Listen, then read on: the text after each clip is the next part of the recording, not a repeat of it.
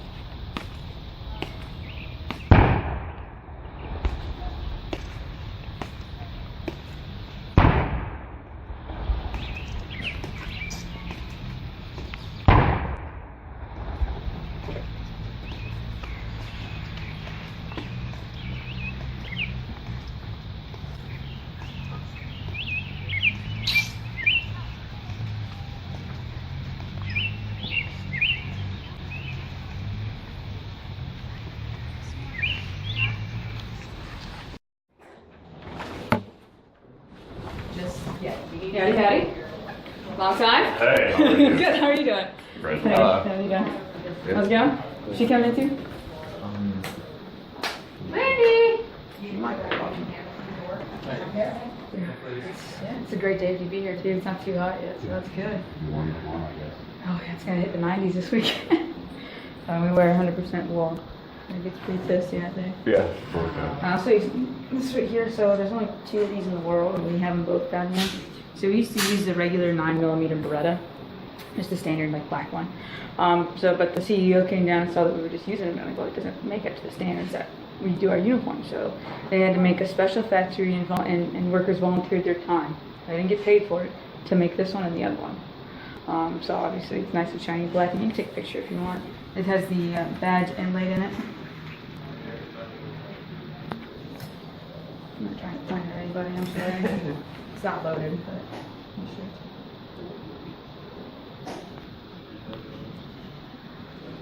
So everything that's pretty good handle. It has the timber badge inlaid in it. We do a lot of shiny things around here, if you can't tell. Very nice. Is it true it takes you, it can take up to 8 hours to It depends on like your proficiency level, because you go to training gets faster. And then each one, like this one for respect, and those is silence. And they are sequential for the serial numbers. So like I said, the only 2 in the world like it, and we have both down here. And the rifles you see outside are standard issue M14s, but we sand off the pistol grip that's on them, sand them down, and then we stain them in polyurethane. That's why our gloves are wet, so they don't slip on the rifle. So yeah, they weigh 9.5 pounds, and all the shiny stuff is all chrome on there, like the bayonet's chrome, the butt's chrome, those kind of stuff's chrome. It's very nice and pretty. I see that you're the newest member of the... Yes, I am the newest. There's a couple more hopefully you go in there soon. You can take pictures of it. You can take pictures of the boards in here. This kind of tells you a history about the tomb, whether we got World War I and tomb, double internment of World War II in Korea, and then Vietnam, which was the one that was later identified 14 years after he was interred. Very cool. And these, like you saw wreaths get laid out there, and these are some of the banners of like the you know, not the more important people, but like the big name people that we've done. This one down here being Death Sergeant Adam Dickmeyer. He was the last Sentinel to have been killed in combat. There's been 3. He was the most recent in 2010. And he was actually buried here in the cemetery in section 60. Door! maybe take pictures with you? Yeah, you sure can. Door! They'll make a big deal out of it. Like, oh, this one, I'm just like, big deal. It's fun. I love my job down here. Really couldn't ask for a better job or better group of guys to work with. They give you a hard time? Oh, all the time. And they call me grandma. Yeah, because I'm older than pretty much all of them except like 2. And then because I look out for them. Because 1, it's my job, and I guess 2, it's just natural. Sure. Have a good one. Don't forget your water bottle. And as you guys head out, just press the green button and don't touch the door handle. And push it on up. All right. Thank you guys. Have a great day. Thank you.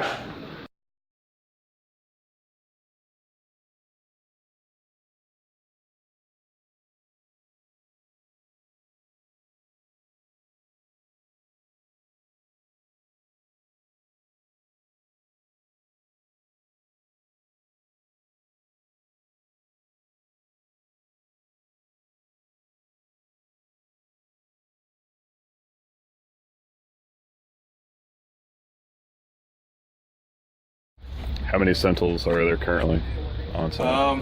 That have completed training, I believe we have 17. We have a total of around 25 to 28 total soldiers down in the platoon. Okay. Once you come down here, you go through what we call a 2-week TDY cycle. It's kind of to see where the soldier is as far as responsibilities, time management, that kind of stuff. Kind of a character assessment for those 2 weeks. They're taught basic rifle manual. They're taught the sequence that we do outside. And then they are given certain uniform obstacles to complete and that kind of stuff on their own time. On top of 7 pages of knowledge that they have to memorize. So once they get finished with that, if they pass, then they get assigned to a relief test. You're only allotted 2 what we call gigs, or let's say if measurements are off by 1/64 of an inch, it's considered a gig. So if you get 2, you fail the test. All right. For like test 1, you get up to 8 gigs on the uniform, and 4 gigs for the outside performance and that kind of stuff. Yes, ma'am. It is for active duty Army. The requirement is you have to be assigned to the Old Guard or the 3rd Infantry Regiment. It doesn't matter what MOS you are. It could be an infantryman. Obviously, Sergeant Hanks is an MP. We do have chemical guys down here, and we do have a medic that's in training as well. So you just basically have to be assigned to the Old Guard and asked to come down here and volunteer to go into training. How long have you been? I have been down here for 29 months. By the time it's all said and done, it'll be around 40. So, the male height is 5'10" and above. For females, it is 5'8" and above. Obviously, Sergeant Hanks being 5'5". And we do have another soldier who is, he is 5'7", I believe. Those guys have shown a motivation of wanting to come down here, wanting to go through training. So as long as they are able to hit everything that they need to outside, as far as blocks and that kind of stuff, and walk and make it look good, we have decided that the height requirement should be drawn back on and from. So it kind of opens it up for us. A lot more soldiers are allowed to come in now just based on height. And you have to have at least 18 months left on your contract. All right. Basically, that is for, it takes close to 9 months on average to get through training. And then the next 9 months is training your replacement. So the minimum that you are allowed to be down here is 18 months. And you can be a tomb guard tomb, but not have your back. Yes, ma'am. So, and those are the guys in training. Guys in training, they are considered tomb guards, because that's what we do. We're all tomb guards. Once you receive your badge, you become a sentinel, and that's how you differentiate. That's how you differentiate. What number are you? I am 628. Is there something about a 6-month like restriction where you're not allowed to? No, ma'am. That, it used to be that way where they lived down here. They actually lived down here back in the late 50s or something like that. I can't remember exactly the time. No, we don't restrict them from watching TV and there's free time and that kind of stuff. Now, downstairs, because when you're in training, your focus is training.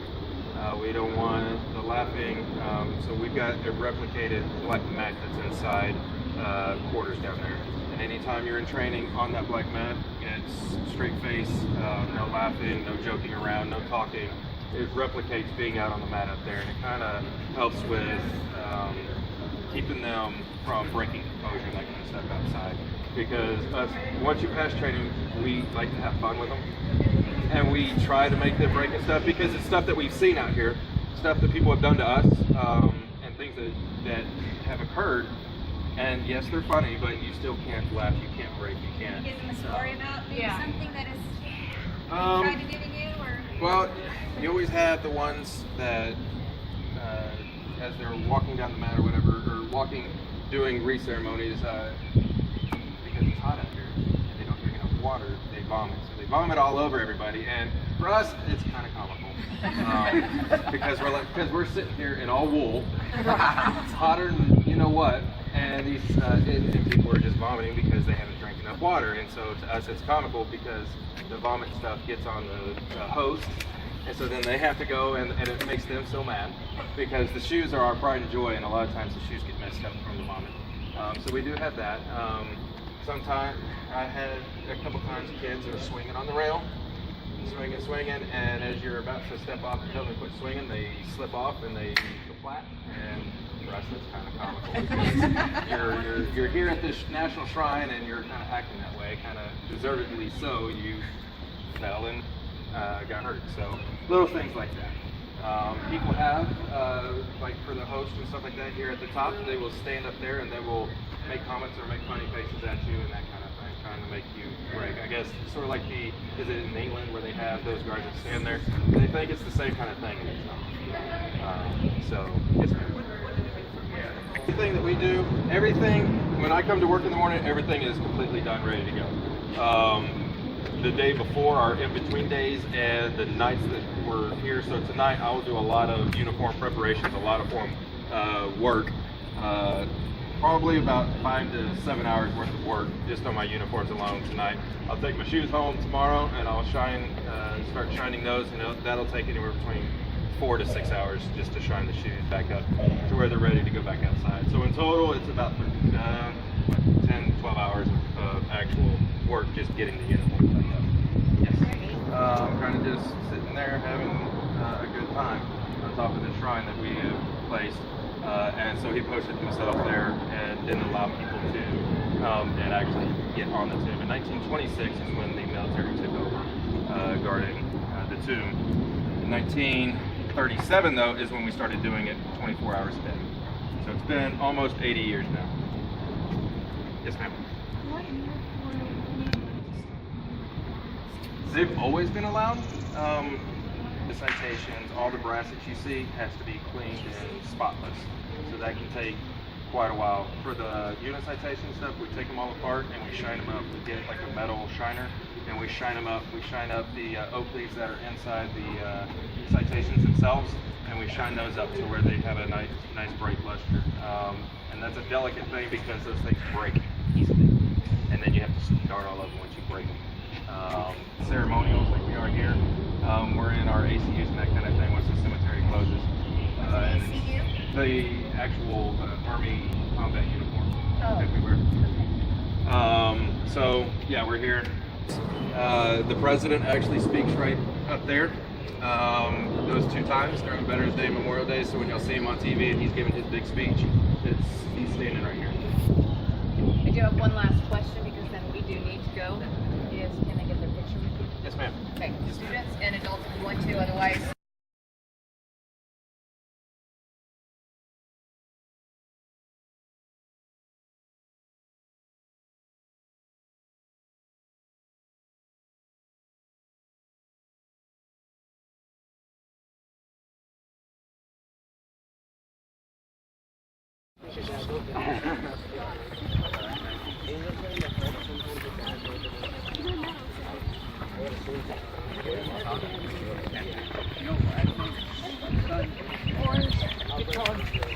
All right, got that one. Everyone holds on to everything you want.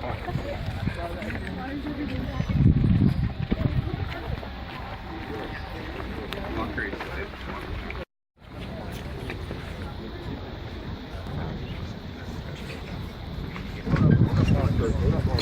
One line. Not 2, not 3, not 4. One line.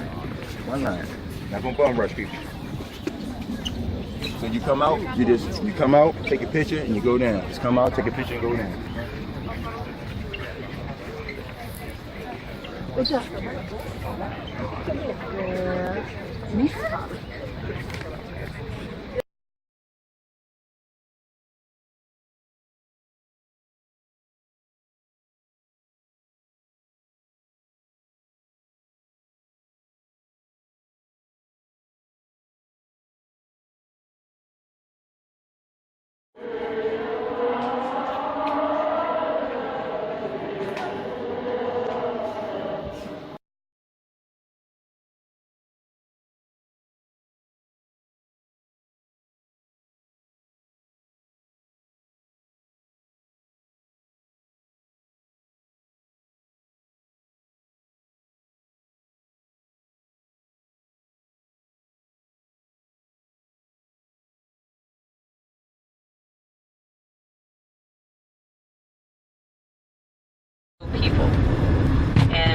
more than anything, I thank you, both groups, for the rendition of the Star Spangled Banner today.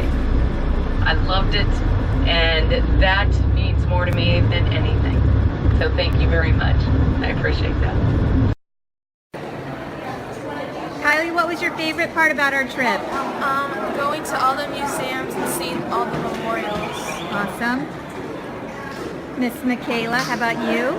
Having a singing contest in the bus with the group that came with us and seeing people dress weirdly. Yes. Isaac, what was your favorite part about our trip? Seeing all the airplanes. All the airplanes? Yes. Yeah.